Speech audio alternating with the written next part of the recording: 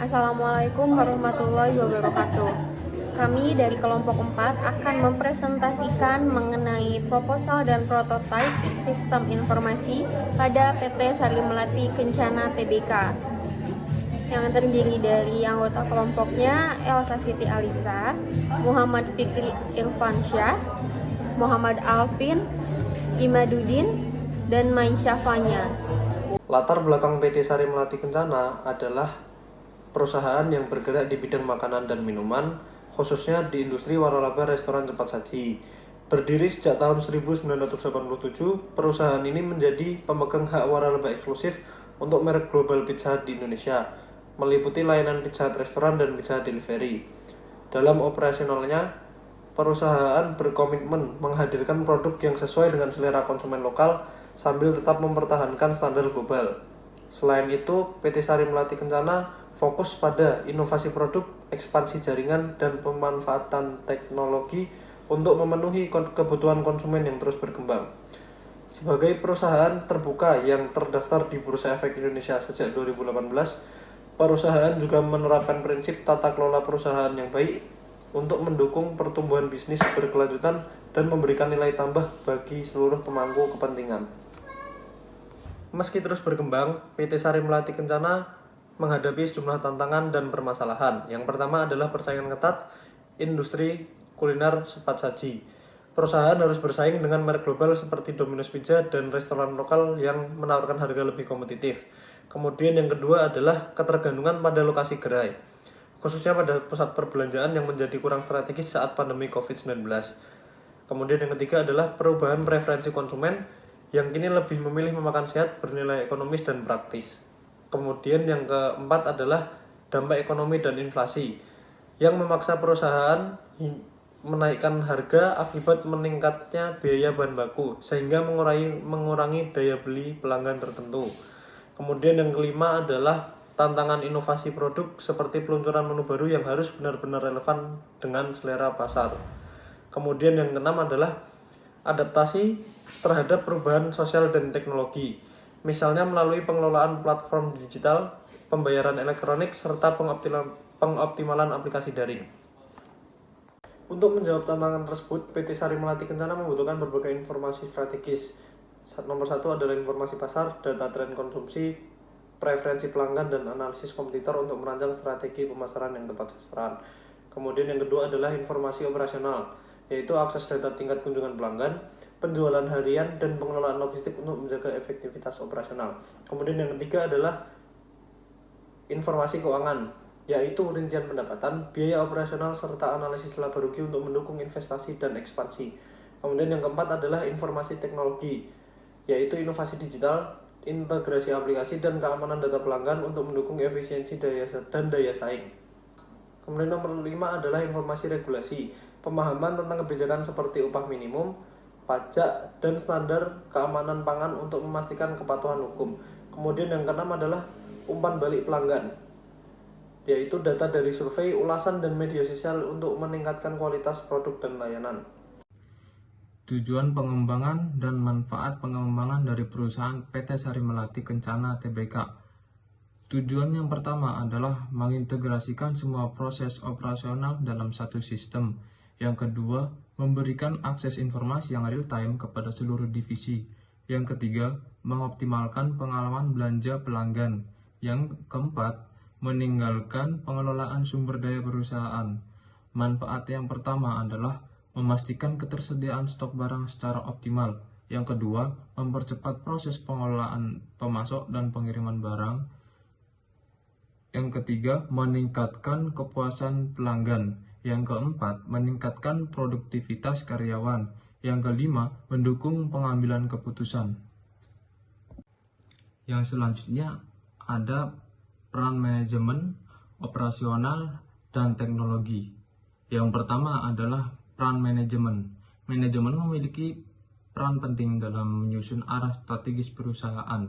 Sebagai pemimpin di industri restoran cepat saji, PT Sari Melati Kencana Tbk menetapkan visi dan misi yang selaras dengan kebutuhan pasar lokal sekaligus memenuhi standar global Pizza Hut. Manajemen juga bertanggung jawab atas pengelolaan sumber daya manusia mulai dari proses rekrutmen hingga pelatihan karyawan untuk memastikan pelayanan yang prima. Selain itu, perencanaan keuangan menjadi aspek kunci, termasuk pengelolaan anggaran, pengawasan arus kas, dan pelaporan keuangan yang transparan untuk menjaga profitabilitas perusahaan. Tidak hanya itu, manajemen juga menjembatani hubungan dengan YUM, brand pemilik merek Pizza Hut, dan mitra bisnis lainnya untuk menjaga kepercayaan dan menjamin kelangsungan operasional. Kebijakan operasional yang dibuat oleh manajemen harus selaras dengan regulasi lokal serta standar internasional, termasuk dalam aspek keselamatan kerja, kepatuhan hukum, dan ketanggungjawabан sosial. Yang kedua adalah peran operasional. Operasional adalah tulang punggung dari kegiatan harian PT Sari Melati Kencana Tbk. Setiap restoran dikelola dengan standar tinggi untuk memastikan pelayanan yang cepat, efisien, dan berkualitas. Pengelolaan restoran mencakup pengawasan staf, pelatihan langsung di lapangan, dan pemantauan kebersihan lingkungan kerja. Selain itu, perusahaan mengelola rantai pasok dengan cermat untuk memastikan bahan baku berkualitas tinggi tersedia tepat waktu. Hubungan erat dengan pemasok lokal maupun internasional sangat penting untuk menjaga stabilitas ketersediaan produk. Kontrol kualitas menjadi prioritas utama dalam setiap tahap operasional. Semua makanan yang disajikan untuk memenuhi standar global Pizza Hut, baik dari segi rasa, tampilan, maupun kebersihan, proses dapur dan logistik juga terus dioptimalkan untuk meningkatkan efisiensi, terutama dalam memenuhi permintaan layanan take away dan delivery yang terus meningkat. Selain itu, pengelolaan risiko operasional seperti menjaga keselamatan makanan dan kebersihan menjadi tanggung jawab utama untuk mempertahankan kepercayaan pelanggan. Yang ketiga, peran teknologi. Teknologi menjadi enabler penting dalam menunjang efisiensi dan inovasi operasional di PT Sari Melati Kencana Tbk. Salah satu teknologi yang diterapkan adalah sistem point of sale atau POS, yang tidak hanya mencatat transaksi tetapi juga memberikan data real time mengenai penjualan dan inventory. Hal ini memungkinkan perusahaan untuk mengambil keputusan berdasarkan data yang akurat dan up to date. Perusahaan juga memanfaatkan aplikasi digital dan platform untuk memudahkan pelanggan dalam memesan makanan, baik untuk dine-in maupun delivery. Teknologi ini memungkinkan promosi yang lebih terarah dan menciptakan program loyalitas yang personal. Selain itu, analisis big data membantu perusahaan memahami perilaku konsumen dan menyesuaikan strategi pemasaran sesuai dengan tren pasar. Otomasi di berbagai lini operasional seperti pelacakan inventory otomatis dan pengelolaan logistik turut meningkatkan efisiensi. Perusahaan juga memastikan keamanan sistem digitalnya untuk melindungi data pelanggan dan menjaga kepercayaan konsumen terhadap layanan berbasis teknologi yang ditawarkan. Untuk sistem informasi yang pertama akan dijelaskan oleh saya, Elsa Siti Alisa, dengan NIM 202304105881 mengenai point of sale atau POS system. Yang pertama ada fungsi dan kemampuan utama POS. Nah, sistem POS ini mendukung transaksi penjualan dengan cepat dan efisien. POS bisa mencatat pesanan dan menerima berbagai metode pembayaran sehingga menghasilkan laporan keuangan secara real time. Nah, sistem ini terintegrasi langsung dengan perangkat seperti Kitchen Display System atau KDS. Ini untuk mempercepat layanan sehingga dapat meningkatkan produktivitas dan memaksimalkan kepuasan pelanggan. Untuk penggunaan sistem POS yang pertama adalah kasir. Jadi kasir sebagai pengguna utama karena berinteraksi langsung dengan pelanggan untuk mencatat transaksi penjualan. Kemudian ada manajer restoran. Manajer restoran menggunakan sistem POS untuk memantau kinerja operasional restoran seperti untuk memantau transaksi harian, laporan penjualan, serta stok barang. Nah, selain itu ada koki atau dapur. Nah, dapur ini menggunakan sistem POS karena terintegrasi dengan KDS tadi, yaitu untuk menerima dan memproses pesanan yang masuk, sehingga hal ini memudahkan dalam menyiapkan makanan sesuai dengan urutan prioritas yang telah ditentukan gitu. Dan yang terakhir tentu saja ada untuk waiters atau wait staff. Nah, yang ini pelayan menggunakan sistem POS untuk mencatat pesanan pelanggan dan mengirimkan rincian pesanannya ke dapur melalui sistem KDS. Sehingga konteks sistem informasi POS bertujuan untuk mengelola transaksi secara efisien. Nah, sistem ini mengumpulkan, memproses, dan menyimpan informasi tentang penjualan, tentang stok, dan laporan keuangan. Nah, data yang terkumpul akan disebarkan kepada pengguna yang relevan seperti kasir, manajer, dan dapur. Itu dilakukan untuk mempermudah pengambilan keputusan. Selain itu, sistem POS terintegrasi dengan sistem lain seperti manajemen inventaris dan keuangan. Nah, untuk meningkatkan koordinasi dan efisiensi operasional. Kemudian keamanan data pun dijaga dengan membatasi akses sesuai peran pengguna untuk memastikan informasi tetap aman dan akurat. CRM ataupun Sistem Customer Relationship Management. Yang pertama, fungsi dan kemampuan utama. CRM sistem membantu perusahaan mengelola data dan interaksi pelanggan secara efisien. Sistem ini mencatat riwayat pembelian, preferensi, dan umpan balik untuk memberikan layanan yang personal dengan analitik dan integrasi ke platform seperti media sosial dan e-commerce.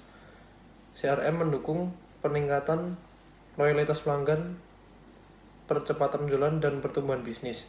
Kemudian yang kedua adalah penggunaan CRM, yaitu pada tim pemasaran, marketing, ataupun tim layanan pelanggan atau customer service. Kemudian pada tim manajemen. Kemudian yang ketiga adalah konteks sistem informasi CRM.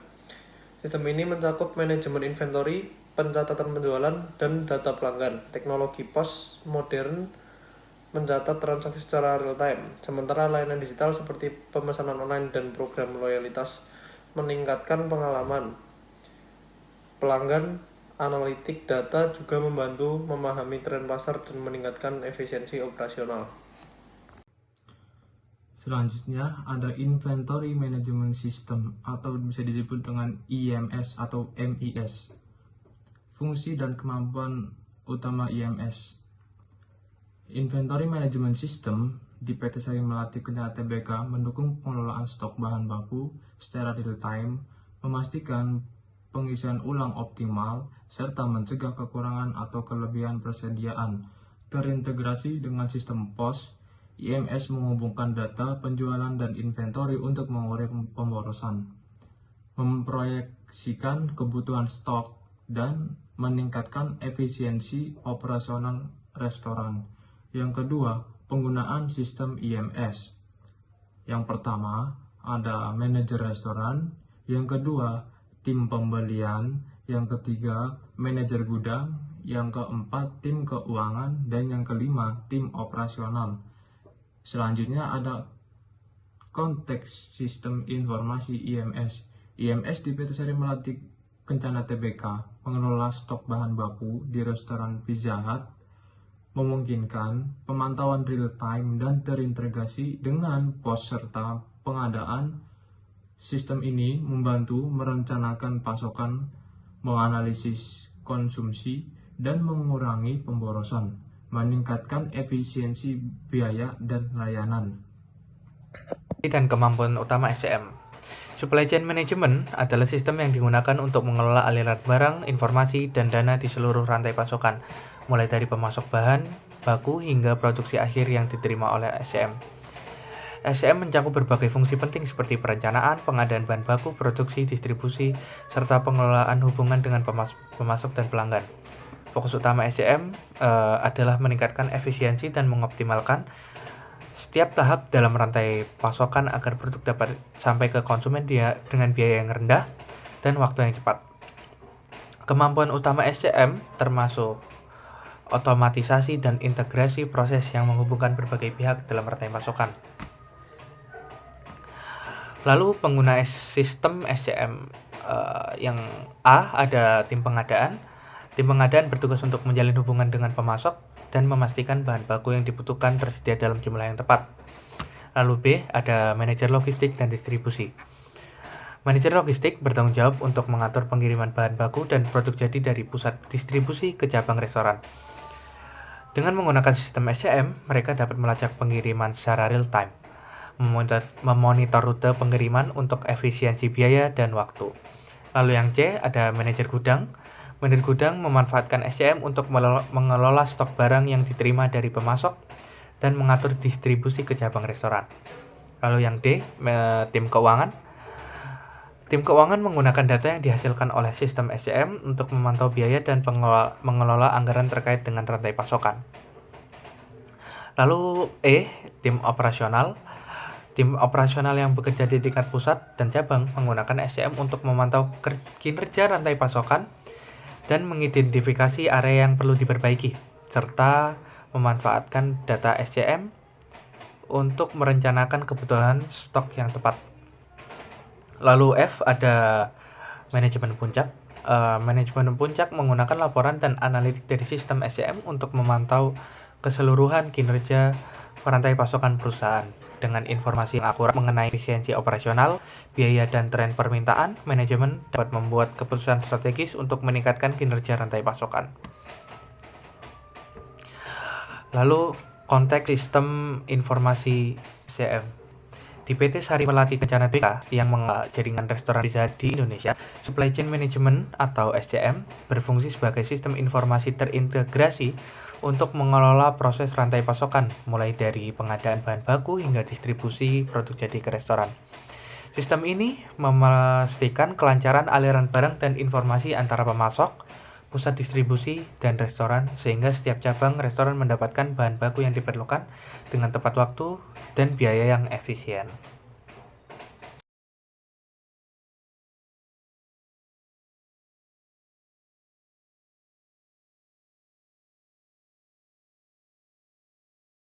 Selanjutnya yaitu rencana implementasi.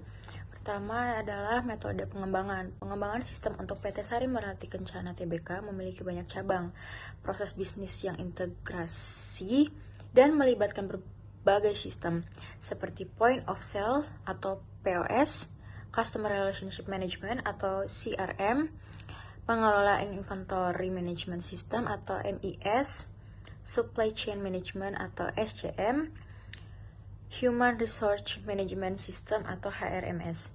Dan pendekatan yang paling relevan adalah metode agile atau metode spiral. Selain itu, integrasi DevOps dapat meningkatkan efisiensi pengelolaan sistem di jaringan cabang yang luas. Pendekatan yang dilakukan bersifat top-down, di mana keputusan strategis terkait sistem informasi dibuat oleh manajemen pusat. Hal ini memungkinkan keseragaman sistem di seluruh jaringan outlet, mulai dari pengelolaan inventaris hingga pelaporan penjualan secara real time.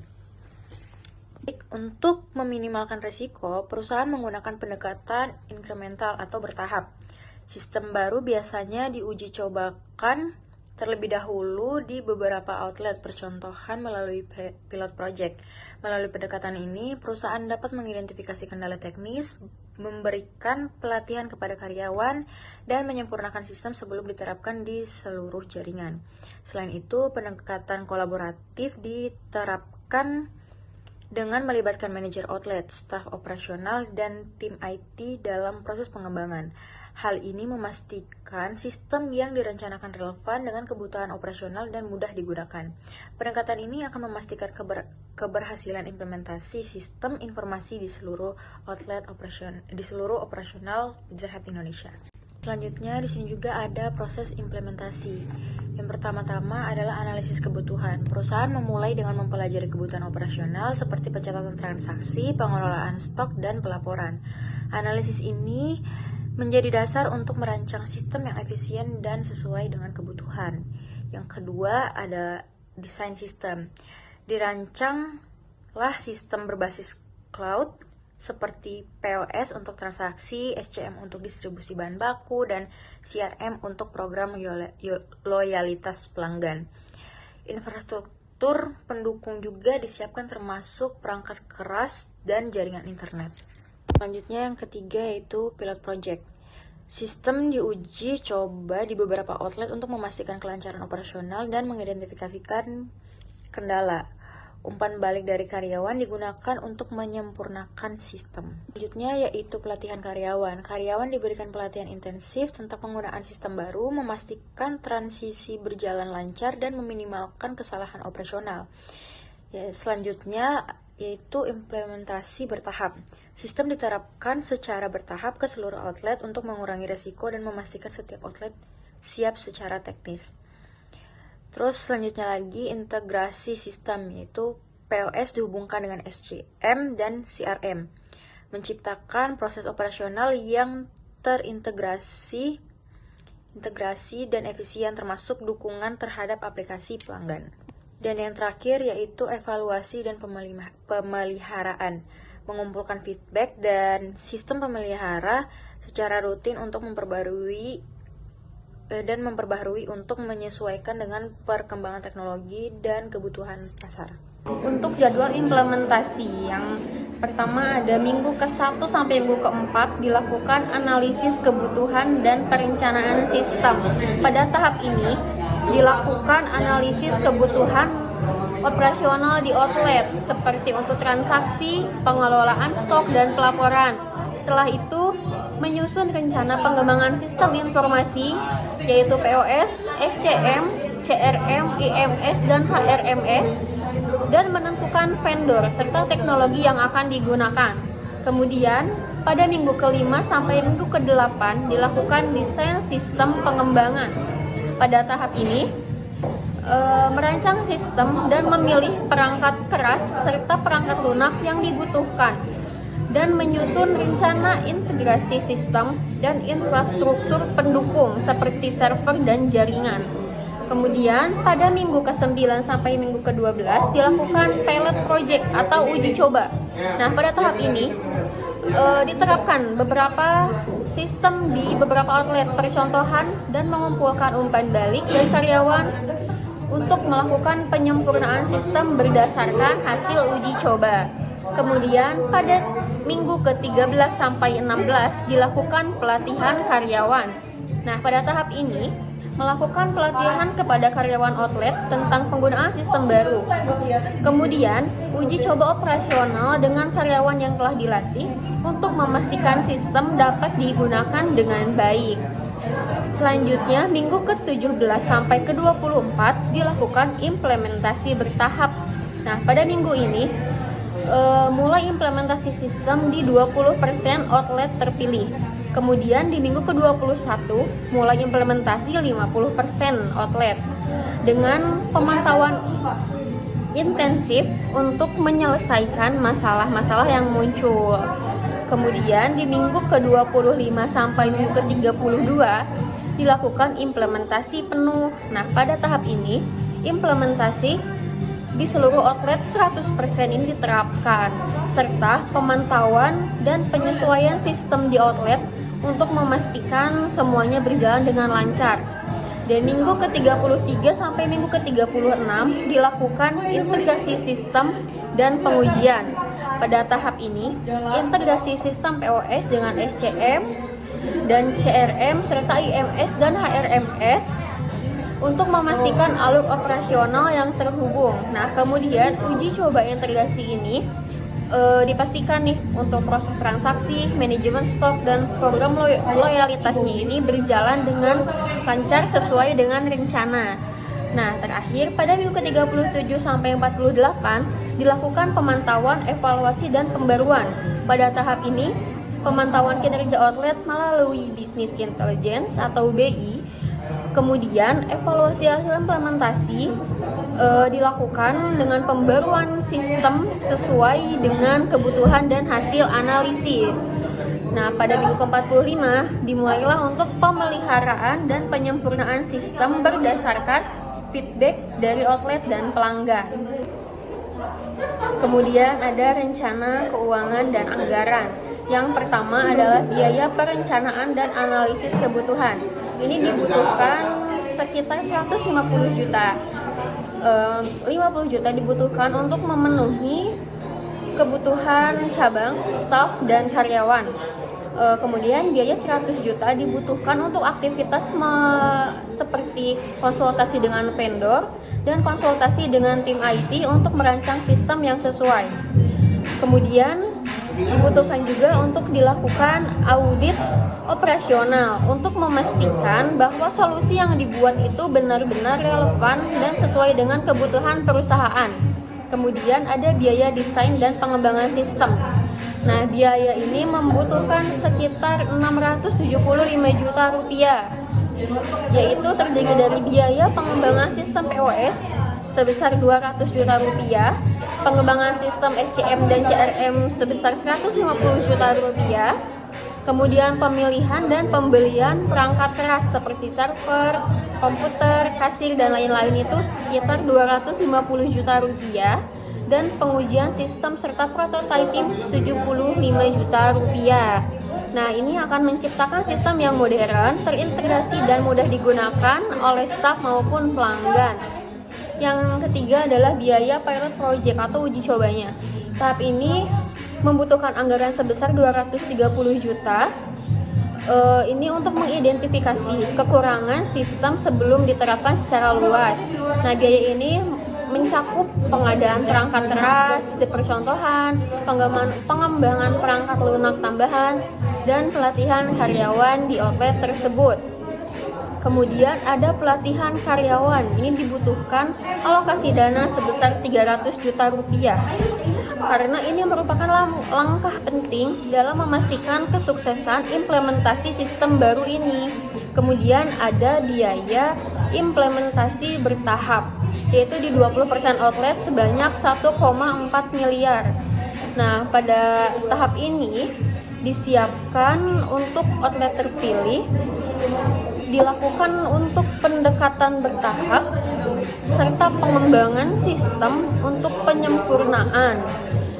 Nah, kemudian setelah itu ada implementasi penuh, yaitu di 100% outlet dan dibutuhkan biaya sebanyak 7 miliar.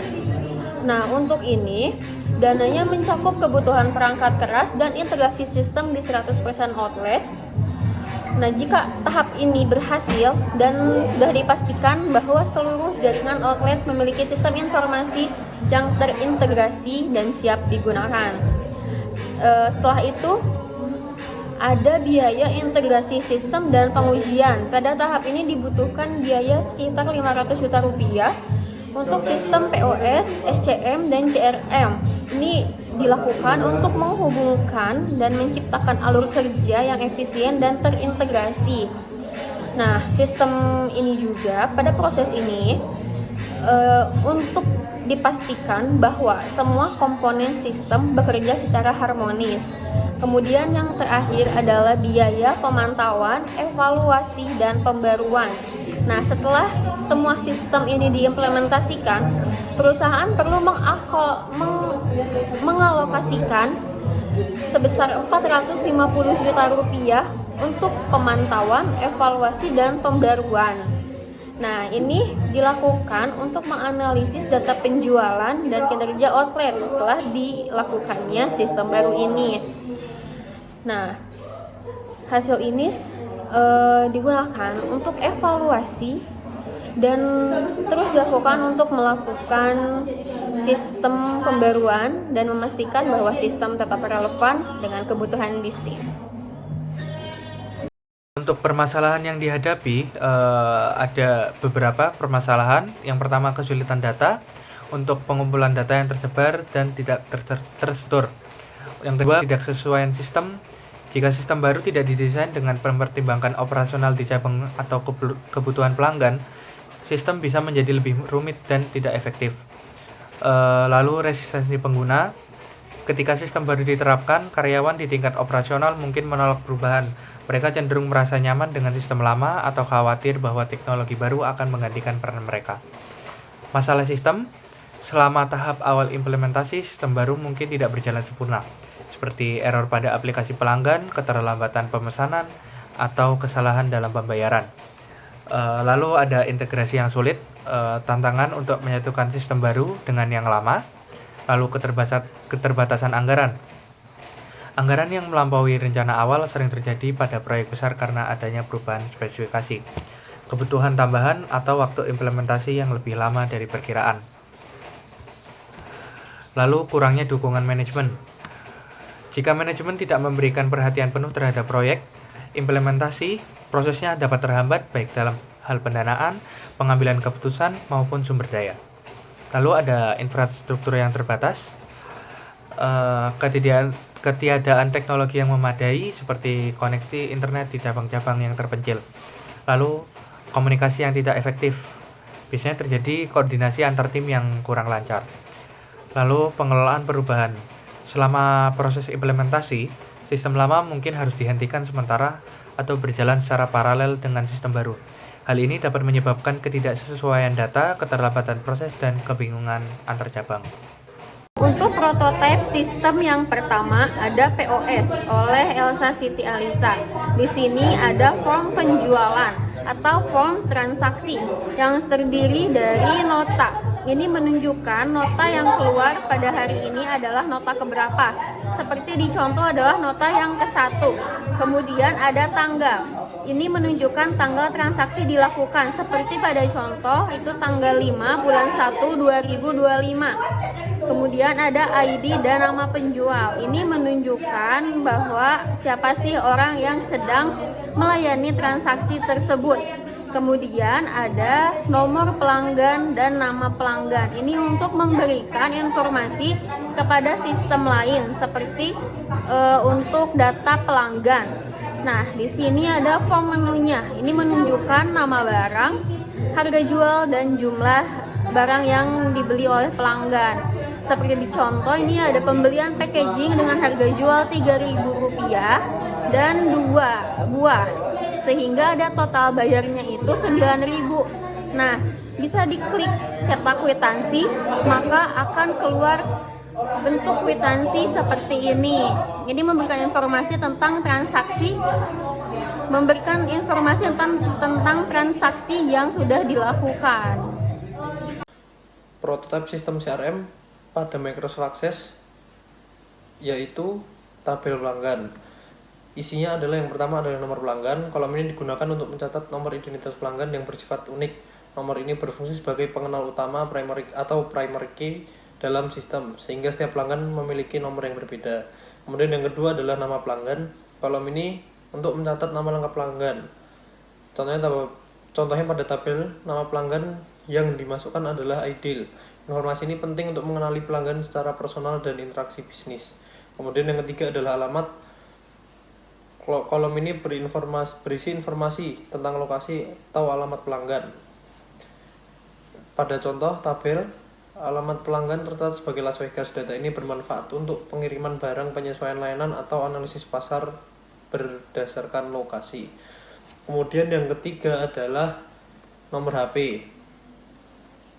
Kolom ini mencatat nomor telepon atau ponsel pelanggan. Nomor ini digunakan untuk berkomunikasi langsung dengan pelanggan, seperti memberikan informasi produk, promosi, atau layanan pelanggan. Contoh yang ditampilkan adalah 0812 34 5678. Pencatatan transaksi penjualan. Setiap transaksi di POS secara otomatis mengurangi jumlah stok terkait di IMS. Sistem memberikan peringatan kepada manajer restoran dan tim pembelian jika stok bahan baku mendekati batas minimum. Dan juga sistem menghasilkan rekomendasi jumlah pesanan ulang bahan baku berdasarkan data konsumsi sebelumnya. Sistem menyediakan laporan berkala tentang stok, pemborosan, dan biaya bahan baku untuk evaluasi manajemen. Prototipe IMS ini sangat penting untuk meningkatkan efisiensi operasional Pizza Hut Indonesia, memastikan restoran dapat memenuhi kebutuhan pelanggan tanpa mengalami kekurangan stok. Supply Chain Management atau SCM berupa form input pemasok atau supplier. Kolom pertama memiliki ID pemasok. Kolom ini digunakan untuk memasukkan identitas pemasok atau supplier. Fungsinya adalah untuk sebagai penanda khusus untuk membedakan setiap pemasok. Lalu di bawah ada nama barang. Kolom ini mencatat nama barang yang disediakan oleh pemasok. Fungsinya adalah untuk mengidentifikasi barang yang dikelola dalam sistem SCM. Lalu di bawah ada alamat. Kolom ini digunakan untuk mencatat alamat pemasok. Informasi ini penting untuk mengelola pengiriman barang dan logistik. Lalu di bawah ada nomor HP. Kolom ini digunakan untuk mencatat nomor handphone pemasok. Fungsinya adalah untuk keperluan komunikasi antara pihak SCM dengan pemasok.